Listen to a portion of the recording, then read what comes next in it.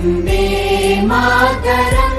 Hello guys, welcome back my YouTube channel Anjana कला से। दोस्तों, आज हम लोग शासन के प्रकार पढ़ेंगे कि क्या होता है लोकतंत्र, क्या होता है राजतंत्र, क्या होता है गणराज्य, क्या होता है तानाशाह और क्या होता है साम्यवाद। इस तमाम सारे टॉपिक को इस वीडियो के माध्यम से हम लोग समझते हैं।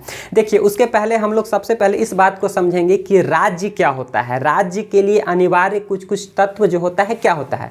सबसे पहले आपको लोग को कन्फ्यूजन होता होगा, अमूमन हमको भी होता है कि राज्य का अर्थ हम लोग समझ लेते हैं कि जिस राज्य में हम लोग रह रहे हैं, जैसे बिहार हो गया, झारखंड हो गया, उत्तर प्रदेश हो गया, इसको हम राज्य यानी स्टेट कहते हैं। जी नहीं दोस्तों, संविधान में अगर जहाँ जहाँ राज्य शब्द का चर्चा है उसका अर्थ किसी देश से होता है। अर्थात देश के लिए यहाँ कौन सा शब्द का प्रयोग किया गया है, तो राज्य का। अर्थात जो देश के लिए जो शब्द प्रयोग किया गया है संविधान में, हम उसको राज्य कहते हैं। तो क्या आपके मन में ये सवाल आता होगा कि आप जिस भी क्षेत्र में रहते हो, जैसे आप अपने गांव में, मोहल्ले में, चाहे किसी राज्य में रहते हो, तो क्या आप उसको एक देश की संज्ञा दे सकते हैं, देश कह सकते हैं? क्या देश बनने के लिए यानी अर्थात राज्य बनने के लिए क्या क्या आप में जरूरी बात है जो होना चाहिए, तब हम उसको देश कह सकते हैं, अर्थात राज्य कह सकते हैं। तो सबसे पहले हम लोग समझते हैं कि राज्य के लिए कुछ अनिवार्य तत्व है। सबसे पहले अगर आपको हम राज्य एक ही शर्त पे कह सकते हैं कि आपके पास कुछ ना कुछ क्षेत्र होना चाहिए, क्षेत्रफल। ऐसे तो हम अकेले हैं, क्या हम एक अलग राज्य हैं? नहीं, आपके पास क्या होना चाहिए, कोई क्षेत्र होना चाहिए। तो सबसे पहले क्या हो, जैसे भारत की बात करेंगे तो भारत के पास कुछ क्षेत्र है ना, तो क्षेत्र जो हो गया यानी कि राज्य होने के लिए सबसे अनिवार्य तत्व, पहला तत्व हो जाता है क्षेत्र हो जाता है। दूसरा अगर बात करेंगे, ठीक है, आपके पास जगह हो गया, जमीन हो गया, अर्थात जिसको हम भूभाग कहते हैं यानी क्षेत्र कहते हैं। क्या उस क्षेत्र के अंदर कोई ना कोई निवासी होना चाहिए ना, अर्थात जनसंख्या होना चाहिए। तो क्षेत्र के अंदर जो रहने वाले जो हो गए, जिसको हम लोग क्या कहते हैं, जनसंख्या, अर्थात उसको हम क्या कह सकते हैं। दूसरा, राज्य के लिए क्या अनिवार्य तत्व होता है, जनसंख्या। पहला क्या हो गया, क्षेत्रफल, दूसरा क्या हो गया, जनसंख्या। तीसरा जो सबसे इंपॉर्टेंट चीज हो गया उसको हम कहते हैं सोवेरेनिटी यानी कि संप्रभुता। संप्रभुता मीन्स क्या समझते हैं आप? संप्रभुता का अर्थ होता है कि अगर आपके पास क्षेत्रफल हो गया, जनसंख्या हो गया, तो तीसरा प्रमुख तत्व होता है संप्रभुता। अर्थात संप्रभुता कहने का अर्थ है कि आप किसी भी बाहरी निर्णय लेने के लिए, डिसीजन लेने के लिए बिल्कुल स्वतंत्र हो।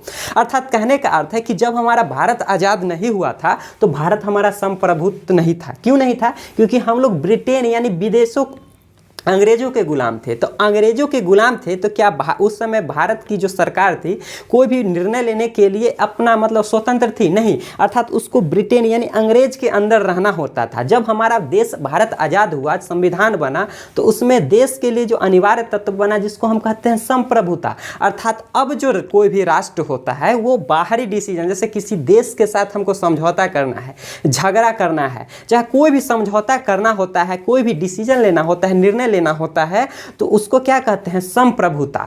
और चौथा जो अंतिम तत्व होता है, इतना तीनों चीज होने के बाद आपके पास क्या होना चाहिए, शासन। तो कोई भी देश, पूरे विश्व में तमाम आपके नज़र में जो भी आप जिस देश से निवास करते हैं वहाँ क्या होता है, शासन। यानी अपना भारत की बात करेंगे तो भारत में लोकतंत्र है, कहीं पे राजतंत्र है, कहीं पे गणराज्य है, कहीं पे तानाशाही है। तो चौथा प्रमुख स्तंभ की बात करेंगे राज्य होने के लिए, तो उसके लिए क्या होता है, शासन।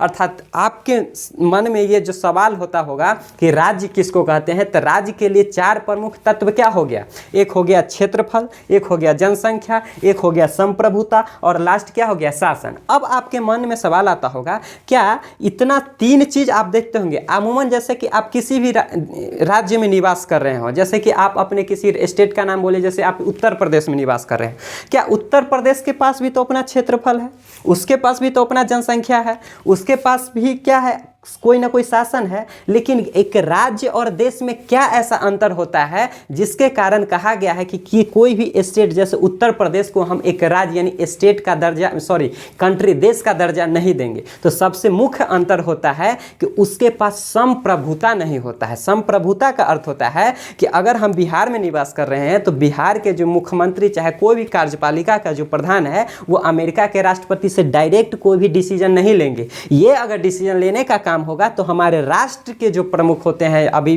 वर्तमान में जो मोदी जी हैं, अगर वो जो डिसीजन लेंगे कोई भी समझौता के लिए, तो वो क्या होता है, केंद्र के अधीन होता है, अर्थात केंद्र के पास संप्रभुता होता है और उसके अंदर जो निवास करने वाले जो स्टेट होता है उसके पास क्या नहीं होता है, संप्रभुता नहीं होती है। तो ये मुख्य अंतर हो गया था राज्य के लिए अनिवार्य तत्व। अब हम अगले स्लाइड में पढ़ते हैं शासन के प्रकार। जैसे कि हम बता दिए कि राज्य के लिए 4 तत्व हो गया, अंतिम में बताए थे कि शासन, कोई भी राज्य के लिए प्रमुख तत्व क्या होता है, शासन। तो शासन कितना प्रकार, सब देश में देखते होंगे, चीन में कुछ अलग है, यूएस अमेरिका में कुछ अलग है, भारत में कुछ अलग है, पाकिस्तान में कुछ अलग है। तो सबके शासन को अमूमन 4 या 5 प्रकार से बांटा गया है। सबसे पहला आता है राजतंत्र। अमूमन देखेंगे राजतंत्र की बात, तो राजतंत्र लगभग देशों से में समाप्त हो गया है, लेकिन पहले, बहुत पहले की बात करेंगे तो राजतंत्र हुआ करता था। राजतंत्र से स्पष्ट है कि राजा का शासन, नाम से ही स्पष्ट है। राजतंत्र किसको कहते हैं, राजा का शासन। अर्थात इसमें क्या होता है, जो शासन का जो हेड होता है वो किसी राजा का, राजा या रानी का होता है और उसका पद वंशानुगत होता है। वंशानुगत का अर्थ होता है कि अगर राजा अगर डेथ करता है तो उसके बेटा, फिर उसका बेटा, यानी उसी के खानदान से कोई ना कोई शासन करता है। इसमें जनता के अधिकार को दबाया जाता है, अर्थात जनता के पास अपना कोई अधिकार नहीं होता है। जो भी अधिकार होता है वो किसके पास होता है, तो वो होता है किसके पास, राजा के पास। और ये निरंकुश होता है। निरंकुश का अर्थ होता है कि आप इस पे अंकुश नहीं लगा सकते हैं, यानी किसी चीज़ के लिए आप रोक नहीं सकते, क्योंकि जनता के पास इसमें अधिकार नहीं होता है। हम 1-2 उदाहरण की बात करेंगे। तो प्राचीन भारत की बात करेंगे। प्राचीन भारत जिस समय बाबर, अकबर अर्थात इत्यादि जो भी मुगल था, जो भी राजा का शासन था वो क्या था, राजतंत्र था। उसके डेथ यानी मरने के बाद उसी के खानदान से कोई ना कोई राजा बनता था। तो प्राचीन भारत की बात करेंगे। अभी भूटान में भी राजा रानी का शासन है, जापान में भी है। उसके बाद बात करेंगे नेपाल में भी पहले राजतंत्र था और ब्रिटेन में भी अभी रानी का सरकार है। यानी इतना प्रकार की अगर बात करेंगे तो राजतंत्र में क्या होता है, राजा का शासन होता है और ये निरंकुश होता है, अर्थात इस पर आप अंकुश नहीं लगा सकते हैं। तो ये पहला प्रकार, शासन का प्रकार क्या हो गया, राजतंत्र। दूसरा अगर हम बात करेंगे तो तानाशाही। तानाशाही से आप लोग हर लोग परिचित होंगे। अगर किसी जनता का अगर सबसे ज़्यादा अत्याचार होता है तो वो तानाशाही में होता है। अर्थात शासन का दूसरा प्रकार क्या है, तानाशाही। इसमें क्या होता है कि किसी खास कोई सैनिक का जो हेड होता है, सेनापति, यानी किसी देश में अगर तानाशाही शासन है तो उसके अंदर जो सैनिक होता है वो टोटल जो भी शासन हो गया, सत्ता हो गया, वो अपने कब्जे में कर लेती है। या फिर कुछ ऐसे एक आदमी खास होते हैं जिनके अंदर उस देश के अंदर रहने वाले जो सेना का जो हेड होता है वो उस आदमी के अंडर होता है। हम उदाहरण से बताएंगे, सब आपको समझ में आएगा। इससे क्या होता है, तानाशाही जो शासन होता है अचानक तानाशाही नहीं आता है। ये शासन ऐसा होता है कि तख्ता, अमूमन ये देखा गया है कि तख्ता पलट, अर्थात पहले से कोई शासन कर रहा हो, सैनिक क्या करता है कि उस वर्तमान की सरकार को, सत्ता को हटाकर अपने खुद शासन पे बैठ जाए, या कोई उसके अंदर रहने वाला कोई खास व्यक्ति जिसके अंदर में कौन हो, सेनापति हो, अगर अपने अंदर पूरे शासन और सत्ता को अपने अंडर कर लेती है, इसको हम तानाशाह कहते हैं। तानाशाह का हम बहुत उदाहरण आपको बता सकते हैं। पाकिस्तान में 1998 ईस्वी की बात है। उस समय के वर्तमान सेनापति जनरल प्रमुख कौन थे, परवेज मुशर्रफ। वो नवाज शरीफ की सरकार को तख्ता पलट करके वहाँ किसकी सरकार कर दी थी, यानी कि तानाशाही शासन ला दिया था। दूसरा बात करेंगे इराक में सद्दाम हुसैन, इधर बात करेंगे लीबिया में गद्दाफी की, उसके बाद देखेंगे मिस्र में होस्नी मुबारक की सरकार थी। इसके बाद यहाँ पे आप फिगर देख पा रहे होंगे, ये उत्तरी कोरिया के शासक यानी तानाशाह कौन है, किम जोंग। किम जोंग जो उत्तरी कोरिया में शासन है वो वहाँ किस प्रकार की सरकार है, तो आप कहिएगा तानाशाह। ये इसके जैसा पगला तो शासन आप लोग देखे नहीं होंगे। इसके यहाँ क्या हुआ कि जो उर्वरक की अगर कमी हो गई तो यहाँ के जनता से बोला गया, जैसे देखिए आपके यहाँ खेतों में अगर फसल कम हुआ, उर्वरक की कमी हो गया, तो अपने यहाँ के जनता से बोला कि खूब पानी पियो और खूब पेशाब करो। आपको पता है कि पेशाब से क्या निकलता है, यूरिया, अर्थात उसके बाद इसके यहाँ खाद्यान्न यानी खाने की संकट हो गया तो खाने के उत्पादन बढ़ाने के अलावा ये दूसरा कंडीशन क्या रखा कि आपके यहाँ अगर भोजन की कमी है तो कम खाना खाओ। तो ये तो पगला शासन उत्तर कोरिया, इससे क्या है पूरा वहाँ का रहने वाला जो भी जनता है पूरा अत्याचार उसके साथ हो रहा है, यानी कि उत्तरी कोरिया में। और ये हिटलर, जर्मनी में बहुत पहले किसका शासन था? हिटलर। हिटलर क्या था? तानाशाह। तो इस प्रकार के शासन को हम क्या कहते हैं? तानाशाही। अर्थात इसमें सबसे ज़्यादा अत्याचार अगर होता है तो वो जनता का होता है। उसके बाद का अगला प्रकार होता है साम्यवादी अर्थात कम्युनिज्म।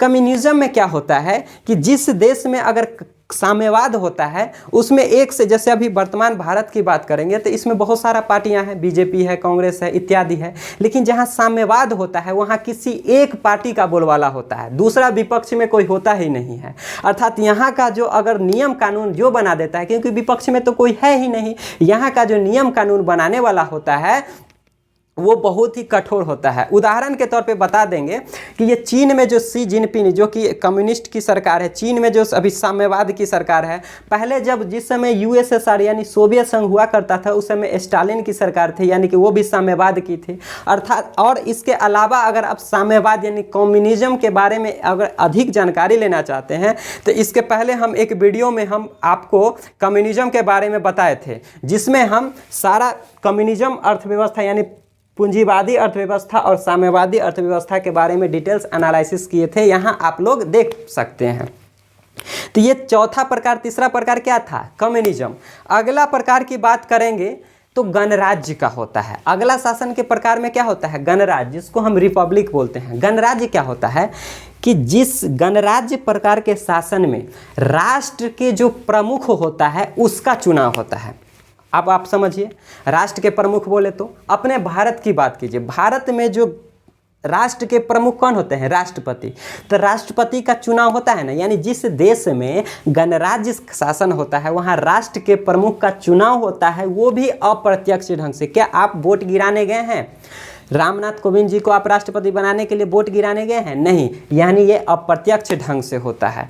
और जो अंतिम जो प्रकार है शासन का वो होता है लोकतंत्र। लोकतंत्र अर्थात डेमोक्रेसी। डेमोक्रेसी में क्या होता है कि यहाँ शासन के प्रमुख का चुनाव होता है। इसके पहले गणराज्य में क्या पढ़े थे कि राष्ट्र के प्रमुख का जहाँ पे चुनाव होता है वो गणराज्य हो गया, लेकिन जहाँ शासन कौन संभालेगा, शासन के प्रमुख का चुनाव होता है, उसको हम लोकतंत्र कहते हैं। भारत में शासन के प्रमुख प्रधानमंत्री होते हैं। क्या प्रधानमंत्री का चुनाव होता है कि नहीं? तो आप कहिएगा कि हाँ जी हाँ, प्रधानमंत्री का चुनाव होता है।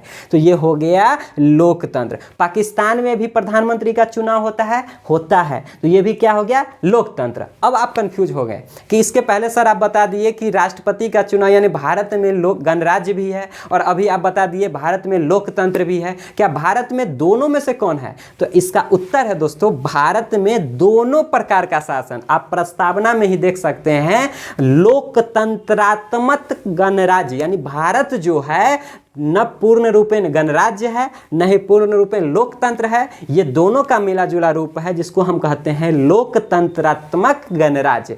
अर्थात ये शासन का क्या था? प्रकार था। उम्मीद करते हैं दोस्तों कि इस वीडियो में आप ये समझ पाए होंगे कि राज्य का अनिवार्य तत्व क्या है, शासन का प्रकार क्या होता है। शासन के प्रकार में राजतंत्र, लोकतंत्र, साम्यवाद और तानाशाह।